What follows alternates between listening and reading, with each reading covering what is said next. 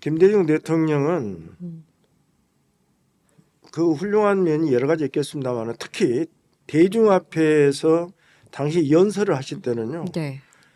30분 연설을 위해서 사흘을 준비하세요. 3시간 준비가 아니고. 그분은 철저한 그런 어떤 준비를 가지고 의정활동을 했기 때문에 비판과 대안을 같이 갖고 나갑니다. 그래서 김대중 대통령이 한일 기본조약이 체결된 이후에 이런 발언을 합니다. 이거 사과가 안 받는 것이 좋다. 그냥 진심 어린 사과를 받는 것이 좋지 않겠느냐. 우리가 지금 이런 어정쩡한 한일 기본조약을 갖고 있다 보니까 청구권이든지 어업 문제라든지 그다음에 과거사 문제 속에서 우리가 지금도 현재 안고 있는 아픈 짐들. 네. 예를 들어서 그 우리 성노예로 끌려간 위안부 할머니들 문제라든지 예. 강제징용 문제라든지 독도 문제라든지 네. 이런 게 그대로 지금 진척 없이 있잖아요. 그래서 김대중 당시 대통령께서 국회 의원으로서 발언록에 거의 들어 있습니다. 차라리 정말 진심 어린 사과를 받은 것이 좋다. 우리가 3억이라는 돈이 필요하겠지만 그 돈도 한꺼번에 오는 돈이 아니지 않느냐. 3천만 달러씩 10년 동안 그것도 일본 회사와 일본인들 영역을 통해서 찔끔찔끔 주는 돈이다. 근데 우리는 지금 그렇게 되다가는 무역 역조가 발생해 가지고 우리는 열심히 제품 만들어서 결국 손해만 보고 팔게 된다. 그래서 무역 적자를 많이 우리가 역조를 예상하는 입장에서 1대1로 무역 수지 관계를 맞추고 차라리 3억 달러 받지 말자. 그들의 진심으로 사과만 받자. 그래 지금도 그 말씀은 유효하잖아요. 네. 맞아요. 우리가 지난번에 그 박근혜 정부에서 그런 말이 나왔을 때 그랬잖아요. 그 돈이라면 우리가 마련할 수 있다. 과거사 문제에 임하는 일본 정부의 입장, 진심 어린 사과, 그게 중요하지 않느냐. 우리가 그랬잖아요. 지금 윤석열 정부에 있어서 마찬가지입니다. 그래서 김대중 대통령은 이렇게 제가 스터디를 해보다 보면요. 그게 굉장히 일관성을 갖고 와요. 어느 날 갑자기 불쑥불쑥 이렇게 튀는 말씀이었습니다.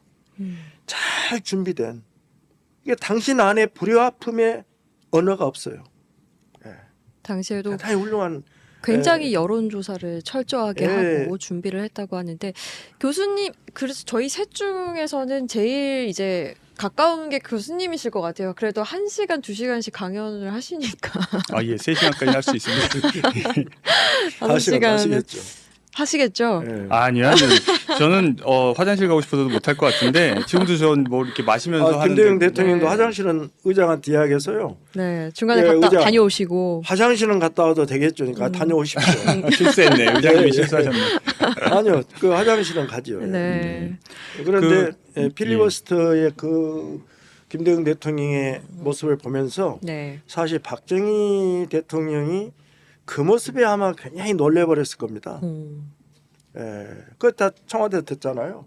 인터폰으로. 당연하죠. 그리고 네. 김준현 선생에 대한 이분의 그 표현이요. 그분이 일제 강점기 때 8년을 감옥 살았거든요. 또 여기 영암분입니다.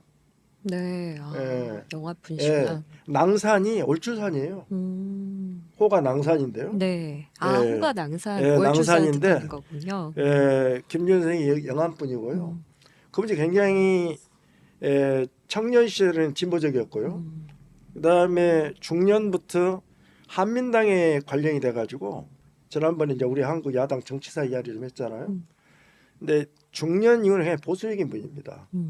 그래서 김대중 대통령과는 정파적 그 칼라가 김대중이 장면 총리를 이슈로 하는 민주당 심판대 낭산 김준현 선생 같은 경우는 민주당 구파입니다. 한민당 계열에.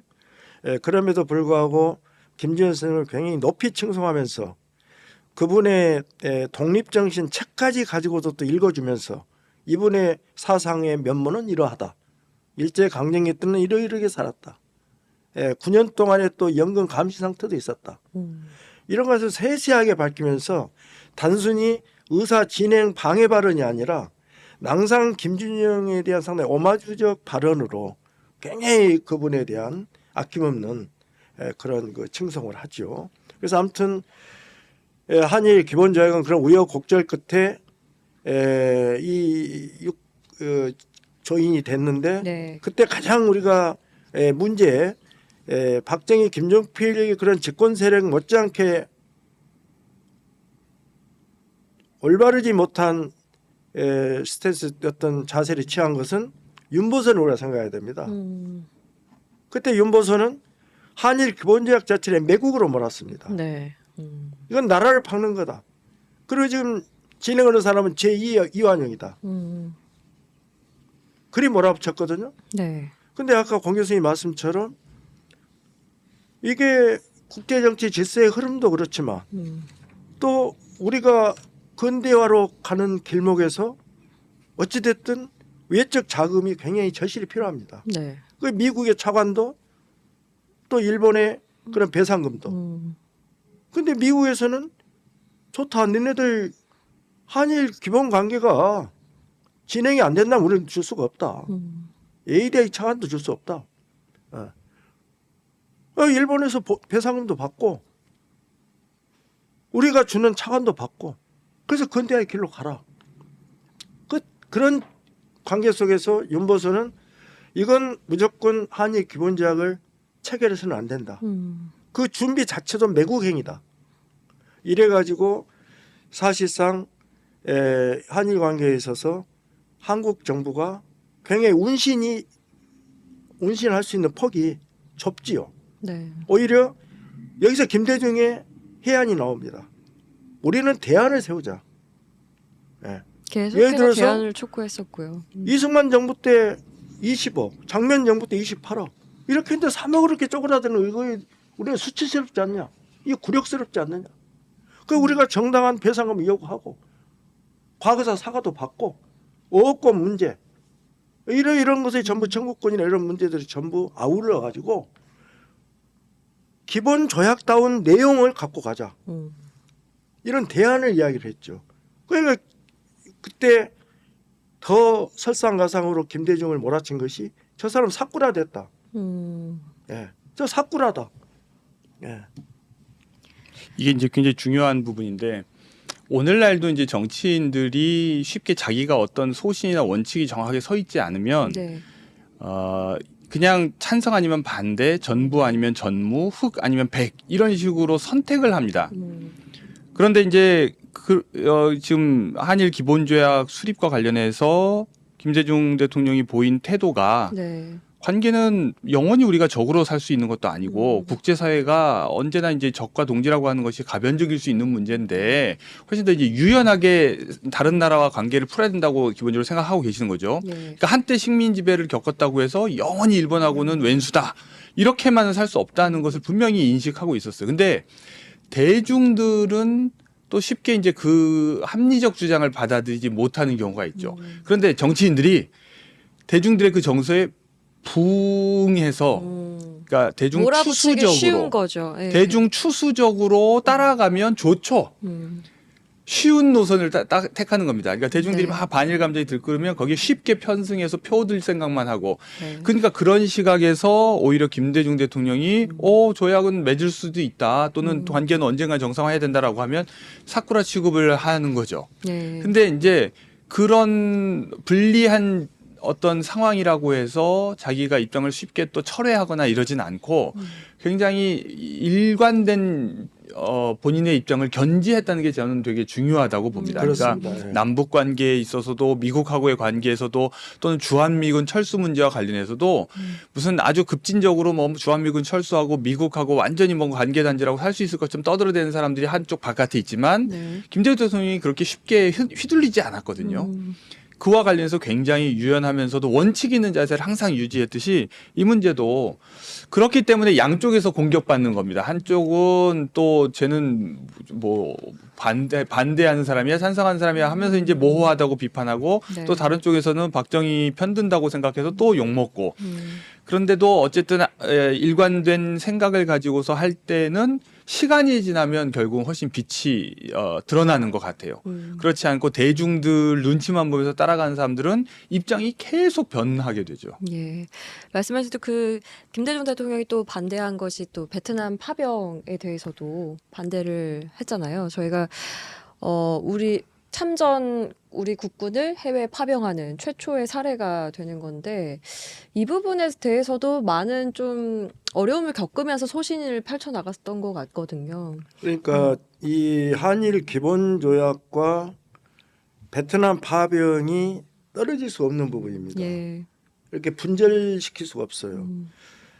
왜냐하면은 그때 이제 한일 기본 조약 체결을 준비하고 있던 1963년에 네. 존슨이 여기로 오지요. 그때 뭐 저희 초등학교 다닐 때인데 존슨 환영 아주 요란시끌했습니다. 아주. 근데 63년도에 박정희와 존슨의 만남 속에서 베트남 파병 문제가 협의가 됩니다. 그 존슨 대통령은 어떤 인물입니까? 우리 이제 잘 몰라요. 교수님을 좀 보게 잘 되네요. 몰라요. 저는 존슨탕밖에 모릅니다. 존슨은 이제 네. 알다시피 미국 부통령 하다가 아까 말씀하신 그 존 F 케네디의 예. 급서로 인해서 대통령이 된 사람이죠. 이제 약간 존 F 케네디와 비교할 때 네. 군산 복합 쪽에 많은 것이 실려 있는 사람이고요. 그래 이제 베트남 전쟁을 확대시킨 네. 참전해서 확대시킨 그 장본인이죠. 이제 베트남 전쟁이 일어나야 미국의 군수 산업이 이제 제2차 대전 끝나고 6.25 전쟁 휴전 상태고 그러니 이제 군수 산업이 다 놀고 있잖아요. 군수 산업은 달리는 자전거 똑같은 거예요. 군수 산업이 돌아가지 않으면은 어디서 이득을 취하겠어요? 군수 산업은 항상 매파를 끼고 있는 거죠. 강경 매파를 전쟁파를 갖고 있는 거죠. 네. 호전 세력을 그 호전 세력의 등에 탄 사람이죠. 그래서 베트남 전쟁에 어마어마한 미국의 그야말로 군수 산업이 일어나는 거죠. 일본 같은 경우도요. 어떻게 그렇게 갑자기 그 패전국가 전문국가가 경제를 이렇게 세울 수 있었을까? 한번 생각해 보세요. 그 6.25 전쟁이에요. 원래 전범국가는 맞아요. 패전국가가 되면은 네. 전부 그 군수 산업 시설을 다 이렇게 폐쇄시키고 폭파시켜야 돼요. 근데 바로 일본의 미국이 그 군수 물자를 전부 6.25 전쟁, 한국 전쟁에 납품하고 되도록 그렇게 전부 했단 말이에요. 그다음에 한국의 지정학적 조건을 제일 잘하는 데가 일본 그 전범들이잖아요. 네. 그래서 그들을 미 8군에 배속을 시킵니다. 그리고 미 8군이 오키나와에서 한국 전쟁으로 이동을 하니까 거기서 경찰들한테 무장을 시킨 것이 자위대예요, 자위대. 네. 그렇게 자위대 무장이 이루어지는 거예요. 예. 그 베트남 그래서 베트남에 이렇게 이제 전쟁이 63년도에 미국이 박정희한테 참전을 요청하고 네. 그래서 박정희가 결국 이 파병은 박정희에게는 어떻게 보면 승부수였던 거죠. 아니요, 지원을 승부수가 받고 아니라 정권을 인정받을 수 박정희한테는 있는 거였기 엄청난 때문에. 이익을 줬죠. 그렇죠. 박정희는 원래 군인인데 첫째 내부적으로는 군인이 기반하고 있는 세력이 군부잖아요. 예. 왜 군부를 강화시키는 거예요? 미국한테 인정을 받을 수 아니, 있는 그 거니까요. 받는 인센티브를 가지고 네. 국군 현대화 무장이라든지 장비, 시설, 그 다음에 인원을 베트남으로 인력이 빠져나가니까 네. 여기서 새로운 사단을 만드는 거예요. 예비 군단도 만들고. 그래서 말하자면은 60만 국군이 되는 겁니다. 그러니까 군부 세력이 강화되고, 그 다음에 베트남에 참전하면은 여러 가지 이익을 챙길 수가 있습니다. 우리가 베트남에다가 일본이 6.25 전쟁 때 그랬듯이 우리가 베트남에다가 군수물자를 제공을 해요. 거기 장사를 하는 거예요. 베트남이 한국의 시장이 되는 거예요. 네. 그다음에 그러니까 이 파병을 통해서 병사들이 받는 그런 그 전쟁 참가 수당 네. 요거를 갖다가 이중으로 장치합니다. 일부는 병사들이 가져가지만 나머지 정부로 귀속되는 거예요. 그런 여러 가지 돈들이 경제개발 5개년 계획으로 쓰여지게 되는 겁니다. 여러 가지로 박정희 대통령에게는 이익이 많았기 때문에 추진을 했던 거고요. 그리고 베트남전 사실상 지금 그 여파가 아직도 참전한 분들에게는 이어지고 있는 상황인데 이게 이제 교수님께서는 베트남 어떻게 보시는지. 전쟁이 이제 그 여러 가지 의미 있는 전쟁인데요. 네. 그러니까 사실 2차 세계대전 이후에 미국이 강대국하고 싸운 적이 없습니다. 그러니까 다 약한 상대하고만 싸웠어요. 그래서 미국이 정말 얼마나 강한지를 알 수 없다는 주장도 있는데, 네. 그러니까 이제 그런 약간 뭐랄까요, 질 가능성이 없는 전쟁을 벌여서 강함을 입증하는 방식으로 네. 미국이 20세기 후반에 전 세계에서 초강대국의 지위를 누렸었죠. 근데 지금도 마찬가지로 미국이 직접 강한 나라와 맞붙어서 싸우지는 않아요. 네. 지금 러시아하고 맞붙어 싸우는 것은 우크라이나고 그리고 마찬가지로 이제 뭐 중동 지역에서도 이스라엘이 이제 대리전 형태로 전쟁을 하죠. 예. 그러니까 이제 미국이 베트남도 마찬가지로 굉장히 약한 나라 중에 하나라고 생각하고 참전을 했는데 거기서 엄청나게 고전을 했죠.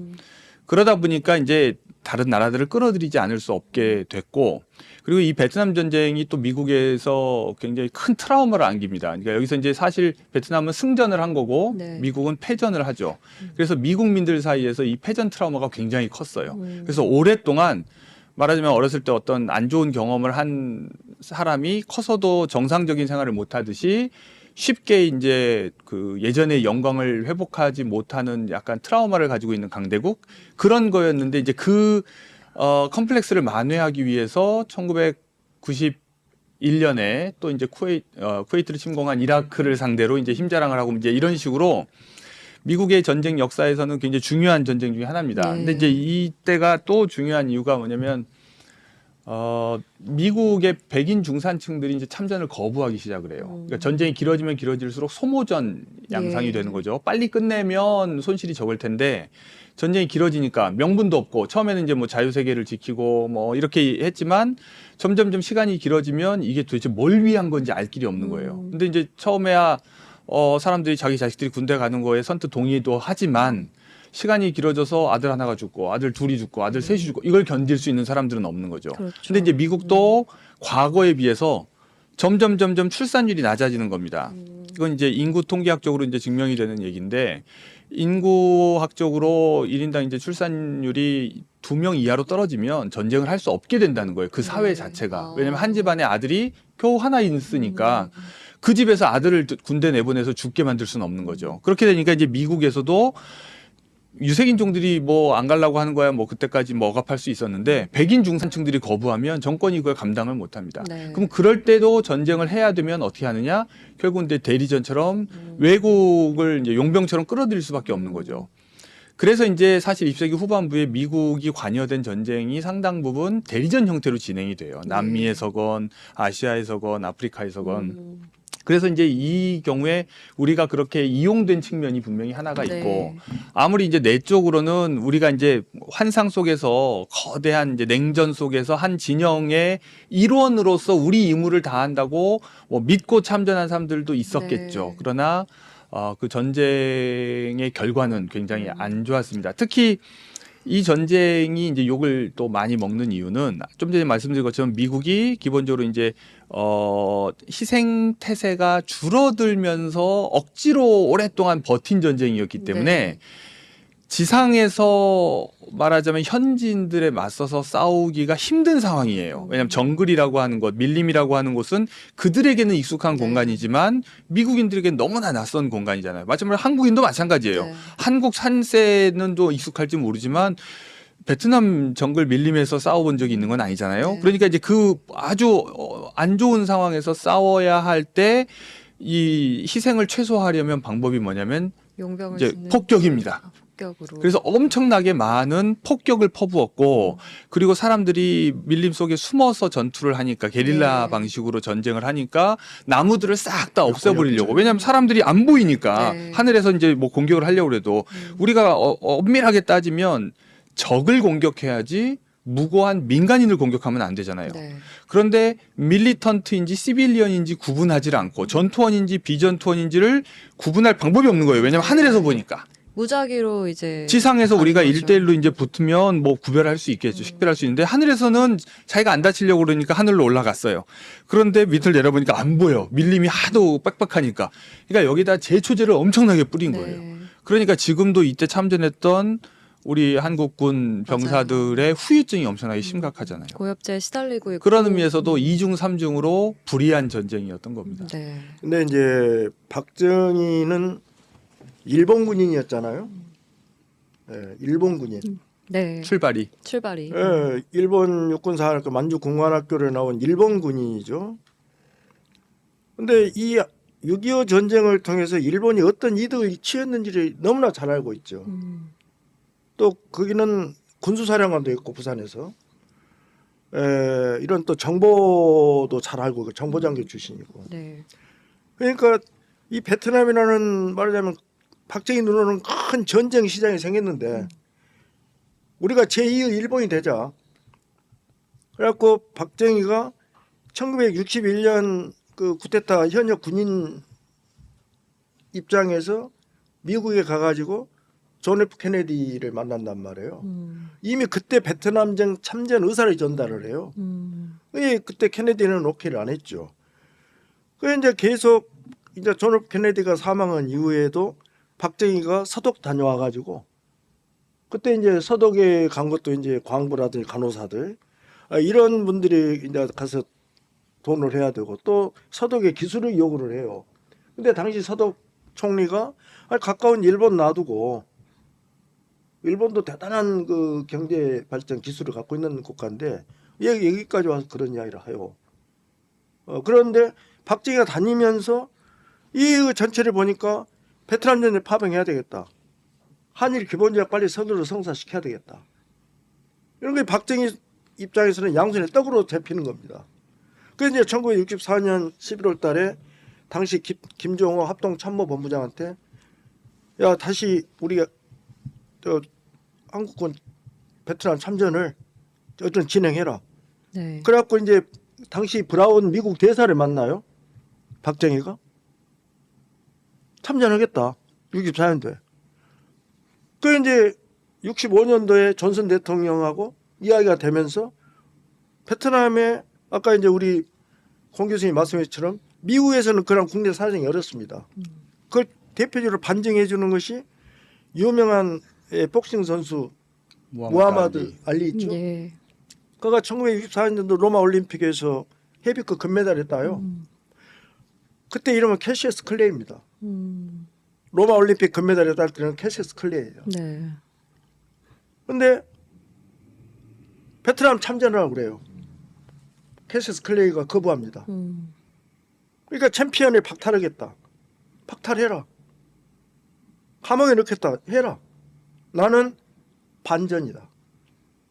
그래서 더러운 노예의 이름 캐시어스 클레이를 버리고 내가 주인이 되는 무하마드 알리라는 위대한 알리가 되겠다. 아, 그런 얘기가 있었군요. 네. 그래갖고 챔피언 벨트를 던집니다.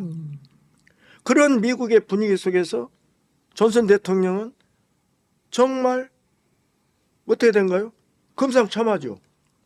우리 보낼 병력이나 이런 반전 분위기는 치솟고 있는데 6.25 전쟁도 치러본 불과 10년 전에 이 한국군이 자청해서 참전을 계속 요구하니 이 또한 얼마나 좋으랴. 그렇게 해서 브라운 대사가 박정희하고 만나고 김종호 합참본부장 만나가지고 베트남 파병에 대한 밑그림을 촘촘히 그립니다. 그래서 브라운 각서라고 그래요. 그것보다. 그를 통해서 한국군이 또 한국 정부가 취할 수 있는 이익이 굉장히 많습니다. 그 군부 세력은 강화됐고 거기서 나오는 자금은 정치 자금도 우리 경제 개발에 쓰여졌고, 그래서 베트남 전쟁과 한일 기본조약은 마치 투 트랙으로 하나의 목적, 경제 개발과 독재 군사 독재 권위주의 체제를 완결 지어가는 그러한 투 트랙으로 작용을 한 겁니다. 네. 네. 이게 정말 세계의 흐름도 보고 저희가 이제 그런 우세 관계에 대한 뭐 이득과 어떤 그런 상황의 흐름에 따라서 전쟁이 있었겠지만 월남 전쟁에 참여하신 분들과 또 그 가족들을 만나는 모임 자리를 가본 적이 있었는데 아직도 그 고통은 이어지고 있더라고요. 그래서 전쟁에 희생되는 이런 민간인들의 이런 모습들을 보면서 좀 굉장히 슬펐고요. 전쟁은 그래도 없어야 한다라는 생각이 사람이요, 듭니다. 이 인간성이 파괴됩니다. 네. 저도 월남전 참전하고 온 분들을 저희 마을에서도 몇 번 예. 봤거든요. 근데 그 예전에 그 굉장히 기백이 좋았던 그 선배가 눈에 살기가 돌아요.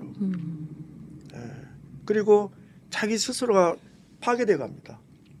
그러니까 우리가 월남 베트남전에 참전한 병력이 한 32만 명 되거든요. 네. 그 중에 전사자가 한 5, 6천 명, 그 다음에 부상자가 1,200,000 명, 고엽제 피해자가 무려 12, 3만 명. 맞습니다. 네. 그래서 2세까지도 지금 고엽제 피해를 갖고 있습니다. 예, 그 가족들도- 전쟁의 참화는요, 마치 히로시마 원폭 피해 때 그 피폭자들이 대를 이어서 그런 전쟁의 참화나 상처를 갖고 가듯이 지금 베트남전이 끝난 지가 그렇게 오랜 세월이 아닙니다. 100년 전의 역사도 아니고요. 불과 50년 전입니다. 예. 그 딱 50년 베트남전이 종전이 됐는데 그 참화는 그 대를 이어서 가고 그 트라우마는 곳곳에 다 퍼져 있는 거죠. 지금도 이기기 위해서 그래서 베트남에 간 진행 중이니까. 한국의 현직 대통령으로서 유일하게 김대중 대통령이 진심 어린 위로와 사과의 진정성을 보였습니다. 예. 그래서 김대중 대통령을 이야기하면서 우리 한국 현대사의 굽이굽이 예. 그런 모멘텀을 언급하다 보면은 굉장히 우리가 이렇게 정말 우리가 이렇게 한 사람을 통해서 이렇게 수많은 것을 다 이렇게 알아갈 수 있구나. 네. 그래서 베트남만 하더라도 파병 때 처음에 김대중 대통령이 절대 반대를 했습니다. 어떻게 우리가 파병을 할 수 있느냐? 할 수 없다. 그런데 일단 파병이 이루어지니까 예. 김대중 대통령이 우리 그러면은 이 장병들이 이역 말리 가서 고생하는데 그 전쟁터에서 죽어가는 사람, 다치는 사람 이렇게 많은데 어떤 처우를 받고 있는지는 살펴봐야 되겠다. 예. 그래갖고 베트남 방문을 합니다. 현역 국회의원 때. 그러니까 김대중 대통령은 항상 원칙은 소신은 유지하되 그 어떤 원칙과 소신이 보다 유연하게 네. 합리적으로 항상 그 어떤 추진되도록 대안을 준비해 놓고 있죠. 맞습니다. 예. 네. 항상 그 예. 어떤 상황에 대한 그 지혜로운 대안을 염두에 두고 그걸 또 소신 있게 펼쳐 나가시는 것 같아요. 우리가 그 예전 고전 동양 고전 중에 사서상경 들어가는 주역 있죠. 그 역경입니다. 그것은 변증법이에요. 궁즉변, 궁하면 변해야 된다. 변즉 통, 변하면 통한다. 변하면 통한다. 네. 어려운 환경에 있을 때 변화를 시도할 줄 알아야 돼요. 예. 우리가 어디 외딴 섬에 표류됐다면 앉아서 죽음을 맞이하겠어요? 그래서 바닷가라도 가서 그 인근 산속이라도 뒤집으면서 우리 생존을 지탱해야죠. 그래서 항상 우리는 그런 변화에 유연하지 못하면은 윤보선 대통령 이야기를 좀 하다가 적였는데요. 네. 변화의 유연성을 갖지 못하면은 우리는 죽고, 그래서 우리는 을사늑역도 당했고 1905년에 1910년도 그랬고, 그래서 우리가 얼마만큼 변화에 능동적으로 대응해야 될 것인가. 바로 그 표본이 그 리더가 김대중입니다. 저는 그렇게 보고 있습니다. 변화할 줄 아는 지도자. 원칙은 지키되 소신은 버리지 않되 변화를 두려워하지 않는 지도자, 변화를 끌고 갈 수 있는 지도자, 그 변화 속에서 대안을 만들 수 있는 지도자. 저는 네. 김대중이 그래서 여러 면에서 훌륭한 점이 많지만 기본적인 사상의 체계, 이 브레인 시스템이 그렇게 변화에 능동적으로 나갈 수 있는 유연성, 그래서 저는 이대하다고 봐요. 네. 네. 변화에 피하지 않고 직면할 수 있는 지도자의 면모를 또 이런 에피소드로 살펴봤는데요.